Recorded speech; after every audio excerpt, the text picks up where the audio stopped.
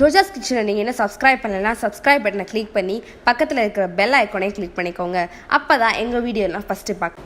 இன்றைக்கி நம்ம கிச்சனில் என்ன பார்க்க போகிறோம் அப்படின்னு பார்த்தீங்கன்னா சேனை கிழங்கு வறுவல் தான் பார்க்க போகிறோம். ஸோ சேனை கிழங்கு இந்த மாதிரி தான் இருக்கும் பாருங்கள், இந்த மாதிரி தான் இருக்கும். ஸோ இப்போ நம்ம வெட்டையில் இந்த தோலெல்லாம் சீச்சிடணும். ஸோ தோலை சீச்சிட்டு பாதியை கட் பண்ணிடுங்க. பாதியை கட் பண்ணிவிட்டு தோலெல்லாம் சீச்சிடுங்க. சீச்சிட்டு குட்டி குட்டியாக கட் பண்ணிக்கலாம். சேனைக்கிழங்கை இந்த மாதிரி குட்டி குட்டியாக கட் பண்ணிக்கோங்க. உருளைக்கிழங்குக்கு நீங்கள் எப்படி கட் பண்ணுவீங்களோ அதே மாதிரி இதுவையும் குட்டி குட்டியாக கட் பண்ணிக்கோங்க.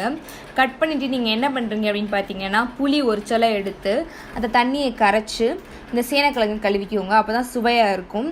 அது பண்ணிவிட்டு அதுக்கப்புறம் நார்மல் வாட்டரில் வாஷ் பண்ணிக்கோங்க. அப்போ தான் ரொம்ப டேஸ்ட்டாக இருக்கும்.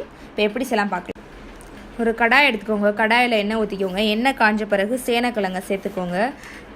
நீங்கள் இதுக்கு அதிகமாகவே எண்ணெய் ஊற்றிக்கோங்க. ஏன்னா நம்ம வறுவல் பண்ணுறோம். அதனால் இப்போ சேனைக்கிழங்கு நல்லா வதக்கிக்கலாம்.